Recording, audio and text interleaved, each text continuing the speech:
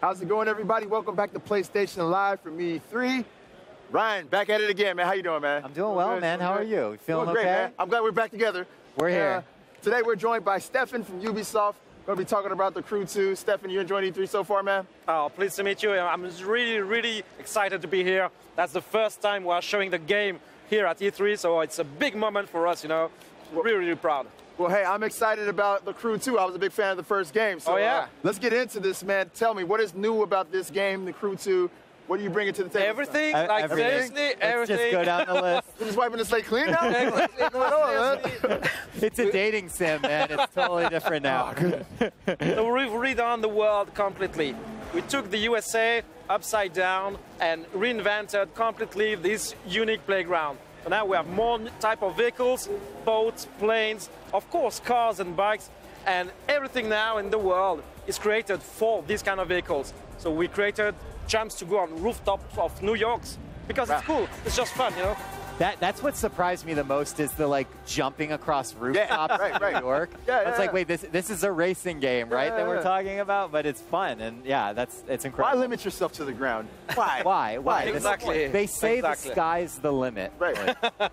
So wait, now one thing I saw that you guys revealed at the Ubisoft press conference, you're going to have other vehicles and stuff like that. So is there potentially a situation where I could take my car off a roof and maybe knock off a plane or a helicopter that's in the sky? Well, basically we have created what we call the fast fav. Okay. It's so just press a button and you switch to your other kind of vehicles like that. Oh wow. You're in a vehicle, in the driving car, switch to a plane, go on top of water, switch to a boat, go on, and just have fun and do crazy tricks. This is one of the features that the players right now love so much in the game, in The Crew 2. We are demoing it here at E3, and people love it. Just the easiness of switching from one to the other.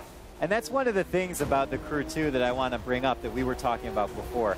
The first game, had a dark story. It was very serious. And now you guys are pivoting, and it's like, we just want the players to have fun, right? Exactly. And I mean, it sounds like that is the fundamental design pillar in The Crew 2. It's really based on the players' feedback.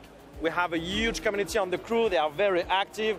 And they told us that the story was cool, but a bit restricting, the progression was a bit more tough. So they wanted to just explore the world and do whatever they want. So we said, okay. So we removed every barrier, opened the gates to the content, and just have fun. And we are creating this kind of crazy moments also. The bending. Yeah. Oh, so, okay, hold on a second. This is crazy. Sorry. That actually happened in-game? Of course. Oh. That's in-game. Well, I didn't know that. No, he said he flipped the world upside down and playing. Okay. I didn't realize. I thought that was just a cool thing you guys did in your trailer. I didn't realize we were going to be playing that. Yeah, no, this is crazy. Dude. But that's actually the beginning of the story. We were thinking about that trailer, wanted to have something very cool. Yeah, we could bend the world. It's CGI. You have the magic of the CGI. Right. And then said, okay, could we do it in the game, actually? Could it be fun? So we tried, we put it in the game, and that was cool. I like how easy he makes it sound. Like, we just put it in the game. Yeah. It was great. Yeah, I still remember the discussion with the tech guys the first time they said no. They're like, look, if you love us, please don't do this to us. What surprised the studio the most about the original community around The Crew, and how have you taken those surprises, those lessons, and brought them into this one? Yeah, basically everything around exploration is the core of the experience of The Crew. When we created the first Crew with this huge, gigantic map, everyone wanted to have the freedom to go everywhere. And we remove all the barriers, all of the blockers to get that freedom expressed. So now you can get to a plane in the first 30 minutes of the game. If you want to play with a plane only for the whole game, it's okay. Have fun. Oh, wait, really? Oh, yeah. Oh. The progression system has been completely reworked. So whatever you do in the game, that will give you points and you will continue to progress. And that's it. And if you want to play as a plane first and then switch to a bike or whatever, it's really up to you. We don't block anyone. I think that's awesome. It's just about getting in there and having a good time. And speaking of exploration, I explored the entire map of the first Crew. I believe it took me somewhere around about 50 minutes, 45, something like that, to go from one end to the other.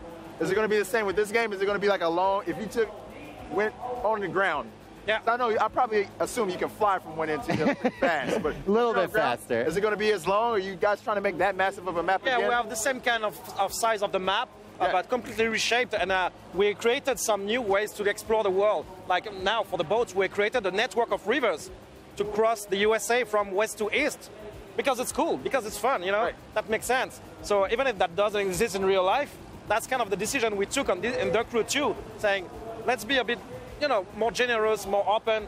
Let's have fun with our huge playground and just let the players go in, you know? That's called creative license. Yeah. With the entire map of the United States. The one thing I have to ask you about, man, is multiplayer, because that was obviously fundamental to the original one. You guys kind of want to group players together in these tight-knit groups as you move across the US. Yeah. How does that system work? So we call it sessioning. So basically you are always online, always connected. It's part of our DNA. We want to create that immersive experience where you always have players around you. And so if you move alone and you want to play solo, it's okay. You will just play through the game and it's okay, but you will still see other players around. Then if you want to get to the next level, you can create a group, what we call the crew, obviously, that's the name. Right. And then up to 4 players can co-op together and do all the content together. So it's really open to the player's choice, and they cannot just have fun. Right, I believe that was a very strong part of the first game too, was just having a crew. Multiplayer, yeah. The multiplayer. And another thing I really liked about the first game too was the second screen capabilities. Is that something you guys plan on bringing back into the second game, or are you guys kind of like, well, we just want to focus on the fun this time around? Yeah, we're really focused on the game right now. This is where the heart of the community is. We really want to be sure that the experience that you see here, that's going to be perfect and amazing. So that's all our energy is there. And you have cockpit views and everything, man. You got it all. Of course. I don't know, man. There's a lot of stuff going on. That's this kind of switch from vehicle. That is crazy, right there. Moving just from like boat that. to plane, just like that, on the fly. And because we now have planes, we've recreated the far view also. All the technology, the engine has been pushed. So now you can see this kind of incredible view very, very far away, and just, you know, go through atmospheric clouds with your plane and just enjoy the beauty of the world. Look at that. I love the tip under the bridge, too. Yeah, that so nice. It's probably not legal to fly like in city limits like that, but I'm gonna give that one a pass. Look at this. I'll give that one a pass. Upside down a street. Stunt racers over here.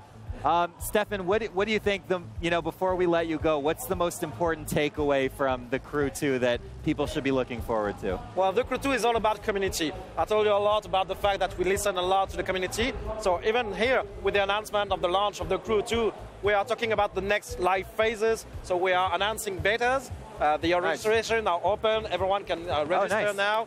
It's coming very soon, and we want to have the feedback from the players, because we don't do that kind of game for us. We do this kind of game for the players at the end, and we really want to get into that mood of getting back in touch with them, let them play the game and share with us their feedback on the game. Right, excellent. Great, and, I know you said this game's all about having fun, but I feel like I'd be doing a disservice to the last game if I didn't at least ask this question, and that is, will there be any trace of Alex Taylor or anybody from the original story in this game? Or are you guys kind of like, we're going to move on from that?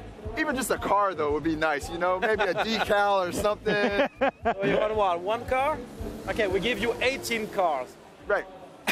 Okay, that's good. That's good. So we have a reward program for all the players in The Crew 1, based on basically the achievements they unlocked in the original game. We'll give you vehicles each time you unlock certain type of achievements. Oh, nice. Oh, nice. So just our way to say thank you. Thank you. We are happy to see you back in The Crew 2. We recognize that you've spent a lot of time in the game. Here's a gift for you. Sweet. There you go. That is good. Nice. That is good. This game looks pretty awesome, dude. Yeah, I'm loving it, dude. We've seen some good racing games today. It's like, but this, I haven't seen a lot of racing games that collapse the world in on themselves. So I don't know. I think The Crew 2 is leading the pack there. I feel like more from my plane into a boat, like right now. Let's do it, you know? Yeah, that's new. That's new. Well, thank you very much, Stefan, for joining us, showing us The Crew 2. Any release window for the game? Early 2018. Early 2018. Yes. All right, Good enough for me, man. All right. We heard it from Stefan, early 2018, The Crew 2. Maybe see it. And thank you very much for joining me, Ryan, on this journey. Always a pleasure, bud. Through the skies. And until next time, guys, we're going to take a little break here on PlayStation Live at E3, so stay tuned for our next segment. PlayStation